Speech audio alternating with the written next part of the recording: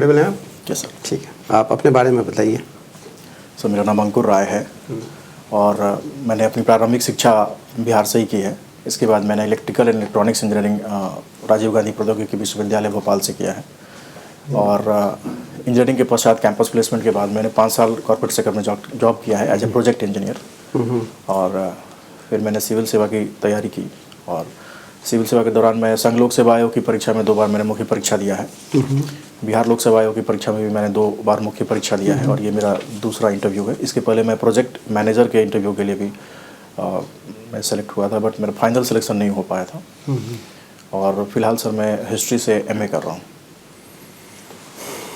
ठीक है, आपका हॉबी है स्टॉक मार्केट में ट्रेडिंग? Yes sir. है ना? तो ट्रेडिंग करते हैं मतलब नहीं समझ में आया, मतलब उसमें फाइनेंशियल इन्वॉल्वमेंट है? Yes sir. तो आप कुछ पैसा कमाते भी हैं वहाँ से? Yes sir. तो क्या ये हॉबी हो सकता है? बिल्कुल हो सकता है सर। जहाँ से आप पैसा कमा रहे हैं वो आपका प्रोफेशन नहीं है सर। हॉबी का मतलब तो ये होता है कि एक पास टाइम जो लोग एंजॉयमेंट के लिए, रिक्रिएशन के लिए, थोड़ा सा स्ट्रेस को कम करने के लिए फॉलो करते हैं। स्टॉक मार्केट में तो अच्छा खासा दिमाग लगता है, वो तो और ज़्यादा स्ट्रेस क्रिएट करता है। Is it a hobby or it is our profession? Sir it is a hobby in the sense कि ये मैं फुल टाइम नहीं करता हूँ। जो भी है और ये मैं हॉबी हो सकता है जहाँ से पैसा कमाते हैं आप? बिल्कुल हो सकता है सर। जैसे तो ऑफिस जाना हॉबी है इसका मतलब?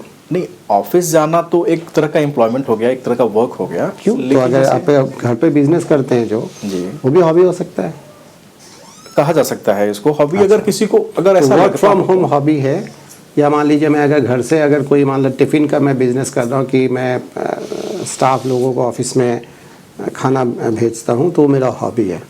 सर इसमें मैं 2 बातें कहना चाहूँगा।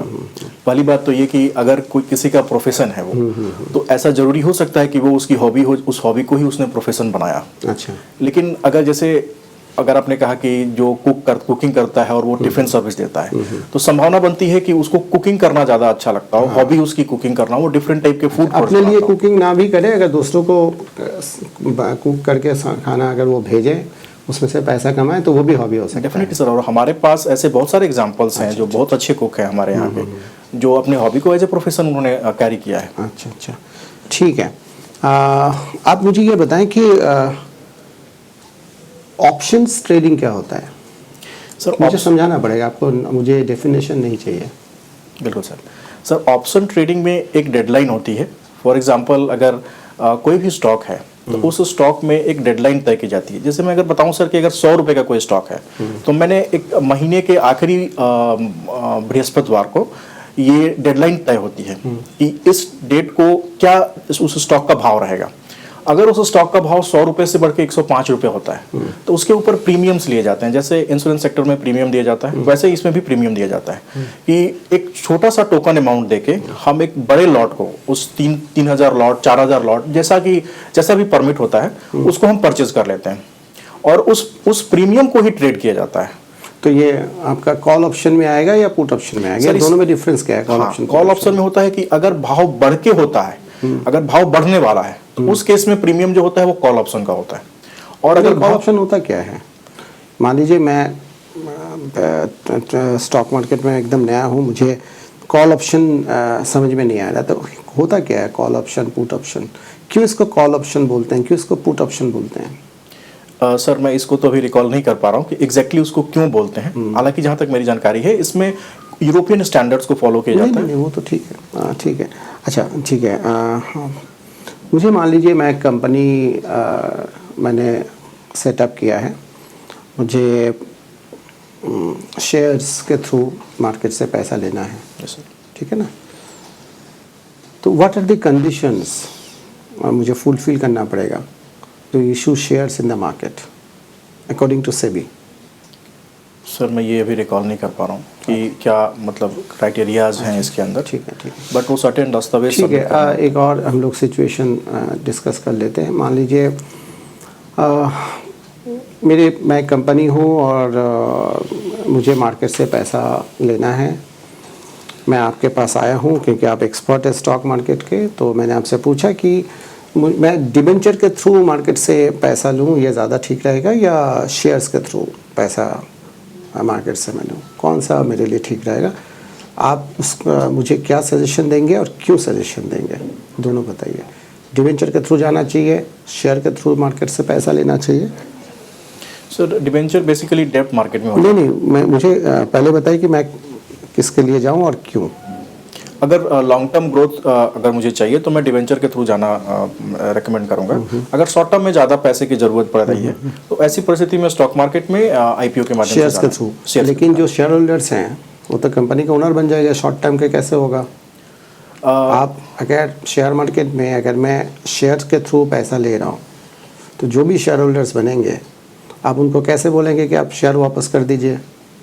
सर बाई बैक शेयर्स जो है ये ऑप्शंस तो आपके कहने पे तो होगा नहीं। यस सर, इसमें सर दो चीज़ होती हैं। पहली चीज़ होती है कि जैसे अगर किसी को पैसे की ज़रूरत है, कोई ऑर्गेनाइजेशन है उसको पैसे की ज़रूरत है, इमीडिएट फंडिंग चाहिए, तो वो जब आईपीओ लेकर आते हैं या ऑफर फॉर सेल लेकर आते हैं तो ऐसी परिस्थिति में उनको इमीडिएट वो मनी मिल जाती है। जैसे अगर किसी ऑर्गेनाइजेशन को 400 करोड़ की फंडिंग चाहिए तो 400 करोड़ के वो अपने राइट्स इशू कर देते हैं और उस टाइम जब वो आईपीओ देते हैं उसी टाइम वो उनको पैसा मिलता है। इसके बाद जो मार्केट में शेयर चला जाता है वो शेयर फिर ट्रेड होते रहता है। उस शेयर से कंपनी को कोई बेनिफिट नहीं होता है। हाँ, उसका मार्केट कैपिटल बढ़ते जाता है, घटते जाता है, और इन केस अगर वो बाईबैक करती है तभी उसको प्रॉफिट होता है। लेकिन ये तो लॉन्ग टर्म है, आप शॉर्ट टर्म का बात करते हैं। एनीवेज ठीक है, मैं एक चीज़ और आपके साथ जान लेते हैं आपसे कि एक शेयर होल्डर है जिसने एप्लीकेशन मनी दिया है, अलॉटमेंट मनी भी दिया है, फर्स्ट कॉल दिया है, सेकंड कॉल दिया है, फाइनल कॉल का पैसा नहीं दिया है, ठीक है, तो what will the company do? Sir इसके बारे में मुझे कोई क्या कंपनी उसका शेयर फोरफिट कर देगी या ऑप्शंस कुछ मिलेगा उसको? आइडिया नहीं है सर, मुझे इस संबंध में कोई जानकारी नहीं। बार्बर शेयर एडवाइस क्या है? सॉरी सर, मैं इसे पहली बार सुन रहा हूँ सर। अच्छा ठीक है। सपोज कीजिए कि आप बहुत ज़्यादा ट्रेडिंग वेयर के बारे में नहीं जानते हैं। Yes sir. और आप दाढ़ी बनाने गए हुए हैं सैलून में। Yes sir. आपका जो बार्बर जो बना रहा है बोल रहा है कि सर फलाना चीज़ का प्राइस बड़ा बढ़ रहा है, इसमें कुछ आप भी लगाइए। Yes sir. उस टाइम को आप किस रूप में प्रोजेक्ट कीजिएगा? एक कैसा टाइम है जो बार बार बोल रहा है कि इसका बहुत शेयर बढ़ रहा है, आप भी कुछ इसमें इन्वेस्ट कर दीजिए। सर इसमें तो जैसे कि बार बार पहले तो कोई एक्सपर्ट नहीं है उस चीज़ का, उसे हो सकता है कि कहीं अन्य जगह से किसी सोर्स से उसको इन्फॉर्मेशन मिली हो, और वो इन्फॉर्मेशन कितनी सही होगी कितनी गलत होगी। और जहाँ तक जब स्टॉक मार्केट की बात आती है तो पैसे की बात आती है, और पैसा एक वैल्यूएबल एसेट है। तो एक बार्बर के एडवाइस पे डेफिनेटली एक सेकंड थॉट, सेकंड ओपिनियन पा रहे हैं कि जो बोल रहा है ये बार उसका शेयर बढ़ते जा रहा है, तो वो जो टाइम है शेयर में लगाने का है, निकालने का है कि रिटेन करने का है? सर ऐसी परिस्थिति में मैं कहूँगा कि उस शेयर को ऑब्जर्व किया जाए केवल।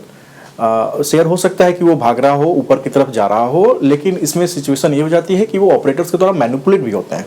बहुत सारे स्टॉक्स ऐसे होते हैं जहाँ पे किसी तरह की कोई अर्निंग नहीं होती है किसी कंपनीज में, लेकिन उनके शेयर के भाव भागते रहते हैं।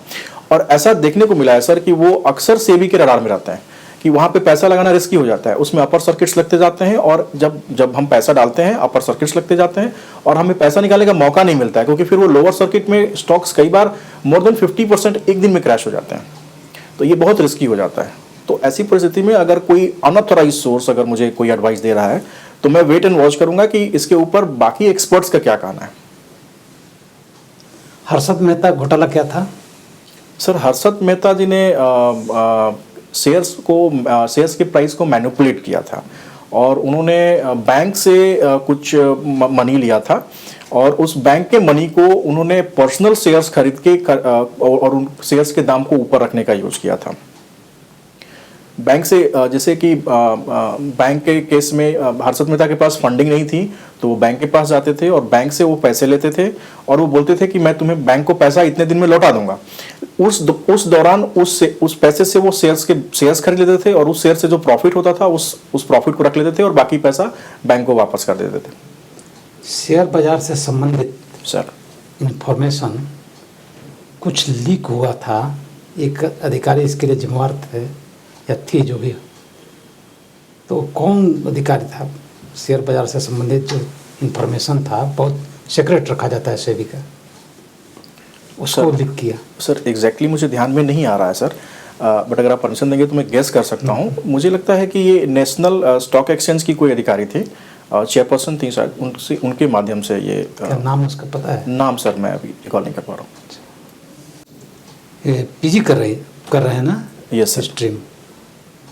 हिस्ट्री पहले पढ़े थे उससे कहीं, माने एक ही बार हिस्ट्री पीजी कर रहे हैं, उससे पहले भी कभी पढ़े हैं? सर सिविल सेवा की तैयारी के दौरान ये मेरा ऑप्शनल सब्जेक्ट था। अच्छा। तो उस संबंध में मैंने पढ़ा। हिस्ट्री रिपीट्स इटसेल्फ जो कहा गया है, तो अभी क्या पा रहे हैं कि जो रिपीट हो रहा है? सर देखा जाए तो अगर मैं राजनीति के क्षेत्र में बात करूं, क्योंकि ज़्यादातर करके जो इतिहास लिखा गया है वो राजनीति के क्षेत्र में ही लिखा गया है, इसमें देखने को मिलता है कि जितने भी पावर सेंटर्स हैं वो आज भी किसी न किसी परिवार के इर्द गिर्द ही घूमते हैं, और ये इतिहास में हमेशा से होते रहा है। और ये एक बहुत बड़ा फैक्टर है जो हिस्ट्री रिपीट इटसेल्फ का एक बहुत बड़ा एग्जाम्पल है। इसके अलावा दूसरी चीज़ मैं वर्ल्ड परिप्रेक्ष्य में कहना चाहूँगा कि दुनिया में हमेशा कुछ समय के बाद एक बड़े पैमाने पर जंग होती रही है, और ये जंग जो है ये इतिहास में अक्सर हर एक शताब्दी में एक बड़ी जंग होती रही। ये हम नेपोलियनिक वॉर के संदर्भ में भी कर सकते हैं, ये हम वर्ल्ड वॉर के भी संबंध में कर सकते हैं।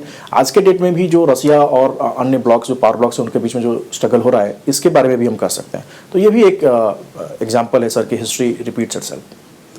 आज एक पार्टी खास करके इसी पर, परिवारवाद पर अटैक कर रही है, तो आपके अनुसार जब हिस्ट्री में पहले भी था परिवारवाद, आज भी है पावर में, क्या बुराई क्या है जो कि अटैक कर रहा है कि परिवारवाद हटाइए, परिवारवाद वाले को वोट मत दीजिए, ऐसे जो भी कर रहा है, इसमें क्या बुराई है जो उसको हटाने के लिए बोल रहा है?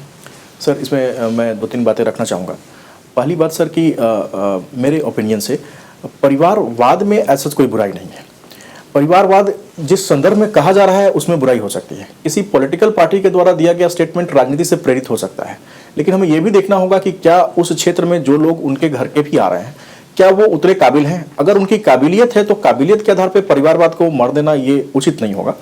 जैसा कि बहुत सारे एग्जाम्पल्स देखे गए हैं, बहुत सारे ऐसे अन्य क्षेत्रों में भी अदर देन पॉलिटिक्स भी बहुत सारे ऐसे जैसे वकील हैं, उनके बच्चे अच्छे वकील बनते हैं, जो जज हैं उनके बच्चे अच्छे जज बने हैं। और ये एग्जाम्पल आज के हमारे जो सुप्रीम कोर्ट के चीफ जस्टिस हैं वो भी एक काफ़ी अच्छा उदाहरण उन्होंने पेश किया है।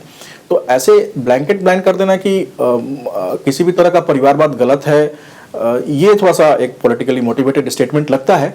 इसका दूसरा पक्ष भी है कि ऐसा देखा जा रहा है कि बहुत सारे अयोग्य लोग, जो लोग केवल अपने फैमिली की हिस्ट्री की वजह से या उनके फादर हैं या अन्य कोई रिलेटिव है, वो पावर सेंटर में आ जाते हैं, और ये एक थोड़ी सी बुरी चीज़ है जो नहीं होनी चाहिए। आपने सब रजिस्ट्रार का दिया है फर्स्ट ऑफ प्रेफरेंस, ये सब रजिस्ट्रार क्या करता है एडमिनिस्ट्रेशन में, इसका क्या कार्य क्या है? सर ये निबंधन का कार्य करता है, रजिस्ट्रेशन का काम करता है। जैसे कोई भी भूमि है या कोई भवन है या किसी भी तरह की प्रॉपर्टी है या मैरिज से रिलेटेड कोई रजिस्ट्रेशन है, तो इसका कार्य सब रजिस्ट्रार करता है। तो आपको कुछ भूमि है घर पर? जी सर।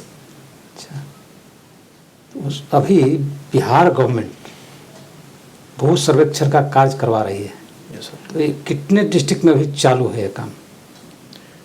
सर एग्जैक्टली फिगर मुझे याद नहीं है सर। आप जिस डिस्ट्रिक्ट में रहते हैं, जहाँ घर है आपका, वहाँ एक कार्य हो रहा है कि नहीं हो रहा है? नहीं सर, अभी नहीं हो रहा है। नहीं हो रहा है। तो अभी जो रोज अखबारों में गवर्नमेंट अपना एडवर्टीजमेंट इस संबंध में देती है कि ये सब इन्फॉर्मेशन दीजिए भू सर्वेक्षण में, अब जा कर के वहाँ ऐसे कीजिए वैसे कीजिए, तो 2-4-5 बताइए कि जो इन्फॉर्मेशन इस अथॉरिटी को जो कर रहा है भू सर्वेक्षण वहाँ पर किसान को देना है। सॉरी सर, किसान को वो इन्फॉर्मेशन देना है जिससे कि उसका सब खाता रजिस्टर वगैरह सब ठीक ठाक हो जाए। इसके लिए क्या क्या इन्फॉर्मेशन उसको देना है? सर एक तो खाता नंबर देना होता है और डीड देना होता है जो रजिस्ट्री जो अगर हुआ है तो। इसके अलावा जो रसीद होती है जो जमाबंदी के बाद कब मिलती है वो रसीद देनी होती है। ये 2-3 दस्तावेज देने होते हैं सर, और इसके बाद जो कर्मचारी होते हैं वो जाके भूमि सत्यापन करते हैं और फिर ये प्रोसेस आगे बढ़ती है सर। और मेन चीज़ क्या है जो कि देना बहुत ज़रूरी है? आप मान लें कि आप अकेले हैं, पिताजी के एक संतान है, आपके पिताजी हो सकता है 4 भाई होंगे। सर इसमें वंशावली लगती है और वो वंशावली एसडीएम के स्तर से इशू की जाती है। अभी इसमें कुछ चेंज किया गया है कि वंशावली कौन जारी करेगा। पहले वंशावली कौन जारी करता था इनिशियल स्टेज में, और अभी चेंज करके किसको दिया गया है कि ये जारी करेगा? सर इसके बारे में जो चेंजेस हुए हैं, रिसेंट चेंजेस, इसके बारे में मुझे जानकारी नहीं है सर, बट पहले नोटरी मजिस्ट्रेट से भी हो जाता था, लेकिन अभी एसडीएम के माध्यम से जो कि मैंने जो हमारे यहाँ जो बना है, जो हमने अभी प्रोएक्टिव होकर थोड़ा काम किया था इस पर, तो नहीं, अभी तुरंत डिसीजन हुआ है कि यही डिपार्टमेंट करेगा, दूसरा नहीं करेगा। तो इसके बारे में मुझे अभी जानकारी पहले था क्या कि वो सरपंच वगैरह देता था, उसके बाद जिसको ज़रूरत पड़ता था पक्का बनाने के लिए चला जाता था अपना कोर्ट में, कोर्ट से भी एफिडेविट वगैरह करा दिया, नहीं तो एसडीएम से करा लेता था। अभी गवर्नमेंट का इस पर डिसीजन हुआ है कि यही विभाग करेगी, दूसरा नहीं करेगा। सर मैं इस पर जानकारी प्राप्त करूँगा सर, इसमें मुझे जानकारी नहीं। ओके अंकुर, आपका जो एजुकेशनल बैकग्राउंड है सर, और कुछ अदर देन दैट कुछ एक्टिविटीज़ एंड हॉबीज़ भी है आपकी, उसके बेस पे हमें बताएं कि क्यों बिहार एडमिनिस्ट्रेशन के लिए आप एक एसेट हो सकते हैं, एक बहुत ही अच्छे कैंडिडेट हो सकते हैं आप। सर इसमें मैं 4-5 पहलू के बारे में बात करना चाहूँगा। सबसे पहले सर जो मेरा एजुकेशनल बैकग्राउंड रहा है वो डाइवर्स रहा है। जैसे मैंने इंजीनियरिंग किया है और इंजीनियरिंग करके मैंने कॉर्पोरेट फील्ड में भी काम किया है। एज ए प्रोजेक्ट इंजीनियर मुझे timeline, money and man power resource management के बारे में पता है, जो कि एडमिनिस्ट्रेशन में काफ़ी ज़्यादा इंपॉर्टेंट है, क्योंकि इसमें पब्लिक मनी को डील किया जाता है एंड काफ़ी सारे कर्मचारी हमारे तहत काम करते हैं। दूसरी सर मैंने कई जगह मैंने इस क्रम में मैंने निवास भी किया है। जैसे मैं अपने गृह राज्य में रहा हूँ, इसके अलावा मैं भोपाल में रहा हूँ, मैंने अहमदाबाद में कार्य किया है, दिल्ली में रह के तैयारी की है। तो एक डिफरेंट सिनारियोज़ और डिफरेंट टाइप ऑफ पीपल के साथ मेरा इंट्रैक्शन रहा है, तो ये एक एसेट हो सकता है सर। तीसरा सर, जैसे कि मैंने जो पढ़ाई पढ़ी है एक इंजीनियरिंग की पढ़ाई, और इसके बाद मैंने सिविल सेवा के दौरान बहुत सारे सब्जेक्ट्स की पढ़ाई पढ़ी है, जैसे इतिहास की, भूगोल की एंड संवैधानिक व्यवस्थाओं की। तो ये भी एक काफ़ी एक एसेट हो सकता है कि मैं अपने इस एजुकेशन का यूज़ एडमिनिस्ट्रेशन में करूँ। और सर अगर बैकग्राउंड की बात करूँ तो मेरे पिताजी एक शिक्षक रहे हैं और मेरी माताजी भी शिक्षिका रही हैं। तो मुझे पता है सर कि एक मिडिल क्लास फैमिली जो ज़्यादातर करके जो हमारे समाज में ज़्यादातर करके मिडिल क्लास के लोग ही रहते हैं, तो उनकी समस्याएं क्या हैं, वो किस तरह की डेली चैलेंजेस से जूझते हैं और उनको दूर करने के क्या प्रयास हो सकते हैं, जो मैं as a middle class student सोचता हूँ। हॉबी का क्या बेनिफिट होगा? सर मेरी जो हॉबी है वो फाइनेंशियल इंक्लूजन से रिलेटेड है। आज के डेट में हमारे देश में मुश्किल से 2 से 3% लोगों के पास डीमैट अकाउंट है और धीरे धीरे ये बढ़ रहा है। और आज के डेट में सर जितने भी ट्रेडिंग प्लेटफॉर्म्स आ गए हैं, आज वो मोबाइल फ़ोन में इजीली उपलब्ध हैं। आज से 4 साल 5 साल पहले उतनी उपलब्धता नहीं थी और यूट्यूब चैनल के माध्यम से काफ़ी ज़्यादा लोगों के बीच में अवेयरनेस हो रहा है।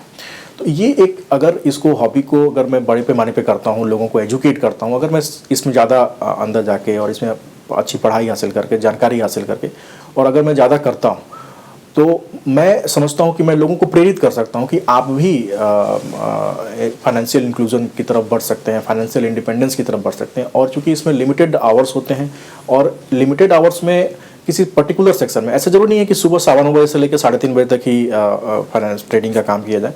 9:30 सवा 9 बजे से लेकर 10 बजे तक का विंडो मिलता है, हमें लंच टाइम का भी विंडो मिल जाता है, 3 से 3:30 का भी विंडो मिल जाता है। एनी टाइम हम 1000 रुपये 2000 रुपये आसानी से कमा सकते हैं, जो कि एक मिडिल क्लास अगर कोई स्टूडेंट है उसके लिए बहुत बेनिफिशियल होगा। ये खासकर अपनी पढ़ाई को फंड कर पाएगा, अपने फैमिली को सपोर्ट कर पाएगा। तो ये सारी चीज़ें हो जाएंगी सर। यानी आप एक्स्ट्रा इनकम की बात कर रहे हैं, economic support and extra income की आप बात कर रहे हैं। ये सर फाइनेंशियल इंक्लूजन, जो कि एडमिनिस्ट्रेशन का एक तरह से पार्ट भी है। पूरा सरकार जो है, अभी हमारी सरकार फाइनेंशियल इंक्लूजन को ही बढ़ावा देने के लिए बहुत सारी चीज़ों को कर रही है। तो ये कुछ एग्जांपल्स आप देंगे गवर्नमेंट ऑफ इंडिया के कुछ स्टेप्स का जो कि फाइनेंशियल इंक्लूजन से रिलेटेड है? सर जैसे अभी जो यूपीआई का जो पेनिट्रेशन हुआ है, इसके तहत, और जो जनधन अकाउंट जो खोले गए, फिर इसके बाद यूपीआई अकाउंट जो खोले गए, तो इसके माध्यम से आज के डेट में जिसको बहुत ज़्यादा जानकारी नहीं है फाइनेंशियल, जो बैंकिंग सेवा से जुड़ा हुआ नहीं भी है, वो भी अब उसको एक्सेस कर पा रहा है।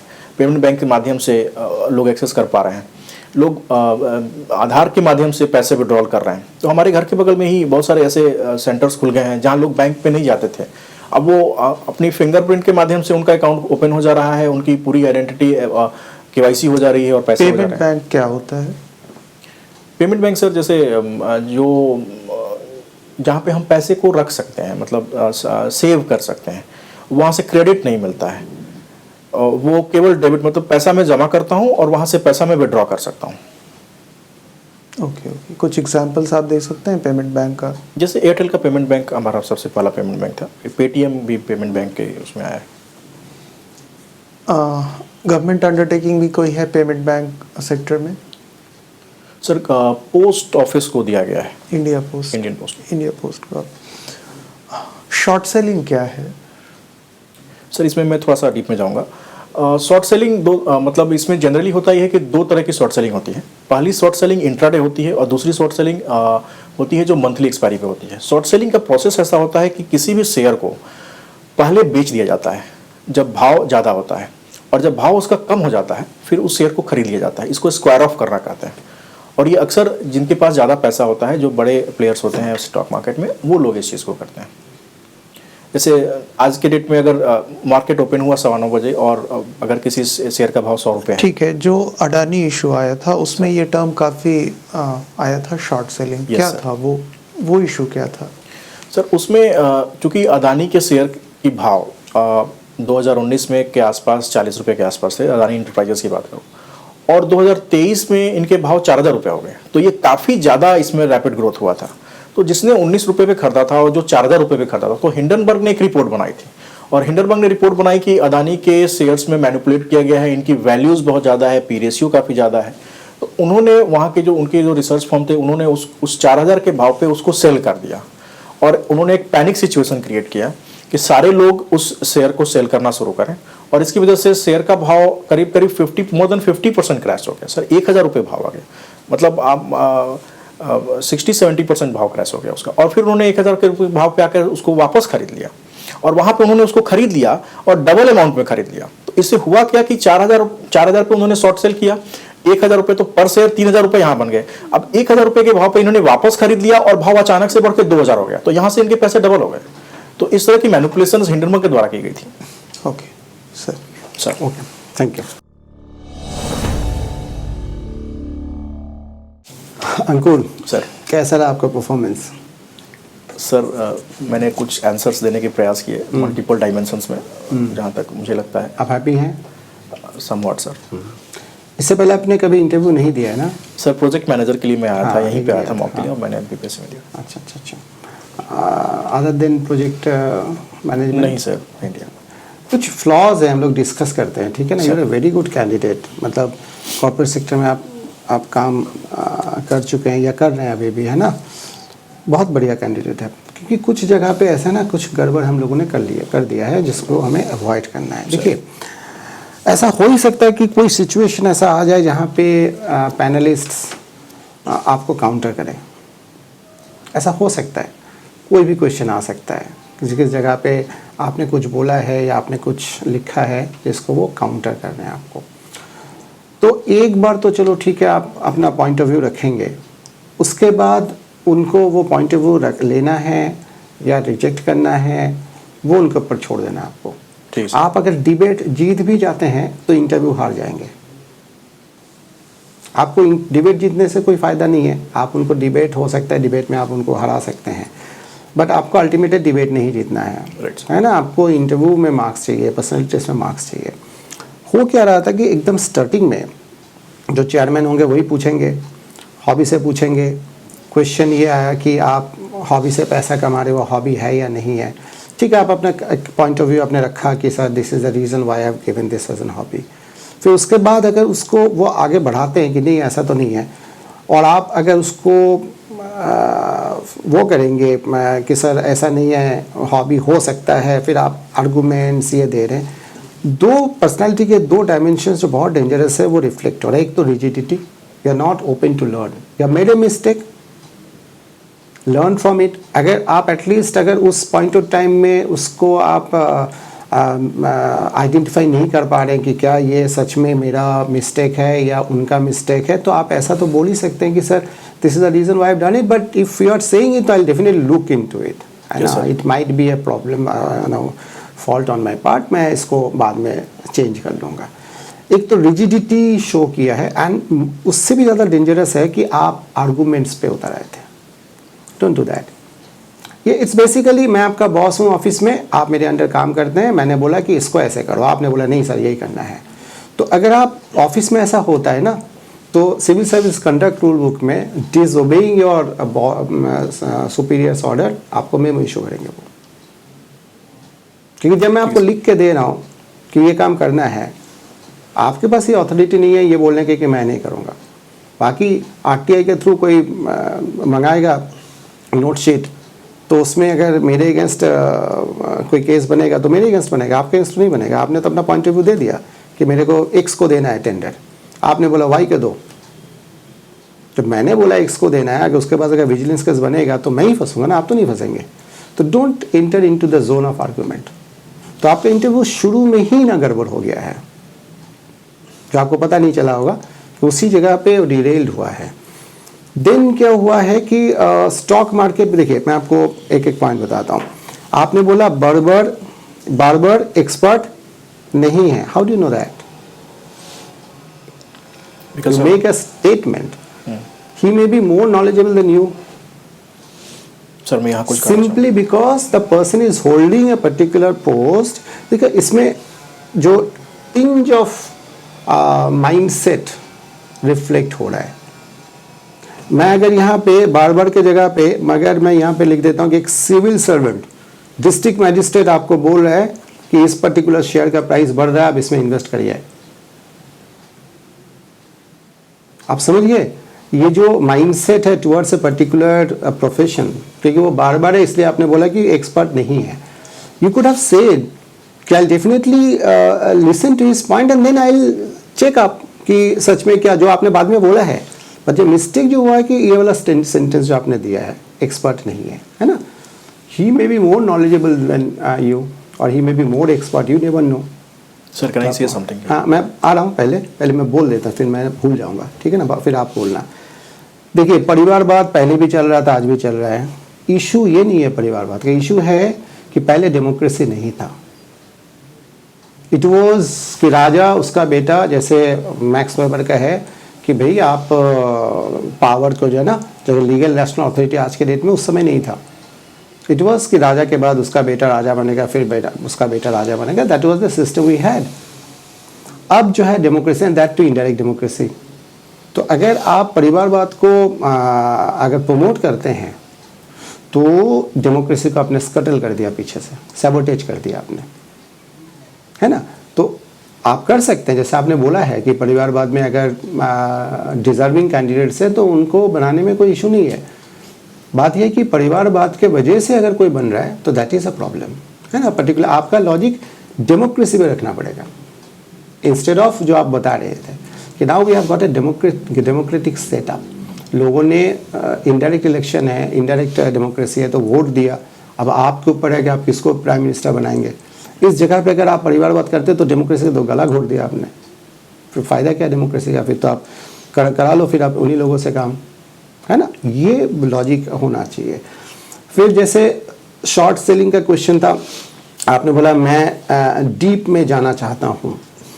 कम्युनिकेशन का फंडामेंटल एस्पेक्ट है कि जो क्वेश्चंस पूछ रहे हैं उनका जो टाइम एंड पेशेंस, उसको माइंड में रख के आपको आंसर देना है। आप डीप में जाना चाहते हैं, हम तो सुनना नहीं चाहते हैं, हमारे पास टाइम नहीं है। आप समझिए कि कम्युनिकेशन का, क्योंकि ये तो कम्युनिकेशन है ना। तो यहाँ पे जब डीप में जाना चाहते हैं, क्यों पैनलिस्ट तो बोला नहीं कि आप इसको थोड़ा डिटेल में एक्सप्लेन करिए। अब ये सेंटेंस मत बोलना, आप समझ गए मैं क्या कह रहा हूँ। ये जो सेंटेंसेस बार बार आपके मुंह से निकल रहा है वो गड़बड़ कर रहा है पूरा इंटरव्यू को। नॉलेज है आपके पास, इसमें कोई डाउट नहीं है, बट वो सेंटेंसेस थोड़ा सा मतलब एक Audacity kind of thing reflect हो रहा है कि थोड़ा सा अपना उस मूड बना गया है कि इनको तो कुछ आता नहीं है, मैं ही दिखा दूंगा टाइप, इनडायरेक्टली, है ना। वो चीज़ है। फिर जैसे हर्षद मेहता का केस था, आपको पता है कि वही केस वही था कि वो मार्केट से लोन लेता था बैंक से और फिर खरीदता था, फिर प्राइस बढ़ जाता था। कोई भी इंडिविजुअल अगर ऐसा करता है तो प्राइस बढ़ जाएगा। उसका basically forced share transfer forms का इशू था। तो यहाँ पे एक गलत इन्फॉर्मेशन हुआ है।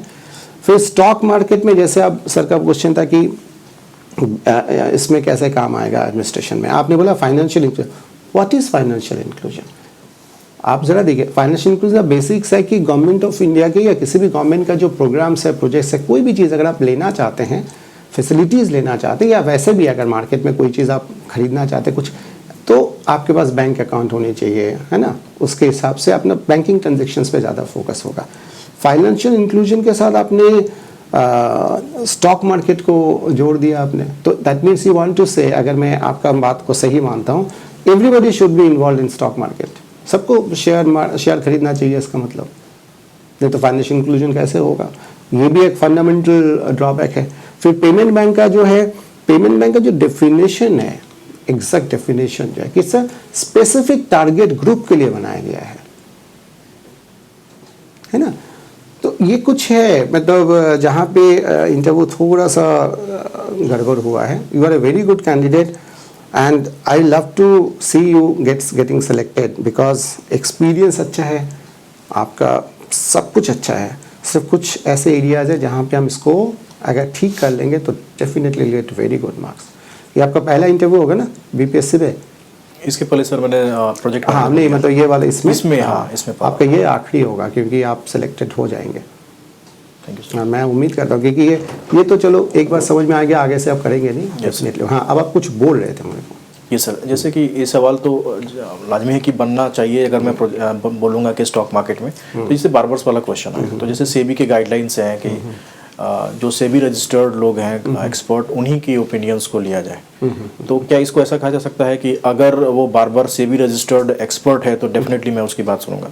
हाँ इशू, हाँ वो भी बोल सकते हैं आप, बल्कि ये ना बोल के आप ये बोल सकते सेबी के कुछ गाइडलाइंस है Yes, sir. कि उसके हिसाब से हमें चलना है। मतलब आप ना इसके ऊपर ना थोड़ा सा डीमीन करना होता है किसी इंसान को, किसी प्रोफेशन का। ऐसा लग रहा था कि आप उसको क्या नहीं कर रहे, एक्सट्रीम स्टेटमेंट। हाँ थोड़ा सा।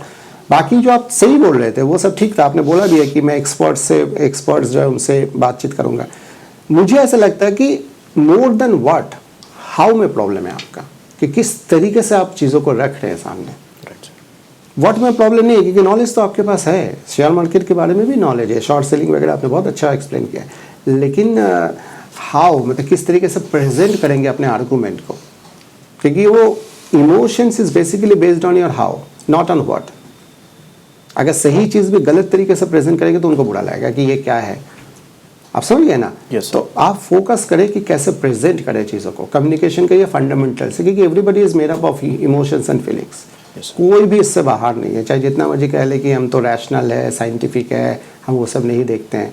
अगर आपसे बात करके मुझे अच्छा लगेगा तो मेरे हाथ से 2-4 पॉइंट्स मार्क्स एक्स्ट्रा फिसल जाएगा। अगर मुझे बुरा लगेगा तो चाहे सही भी बोले, मुझे ऐसा लगेगा कि यार ये कैंडिडेट ठीक नहीं है।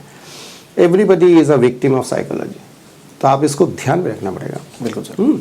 Very good candidate Ankur. Thank you sir. ठीक है, thank you sir. Thank you very much.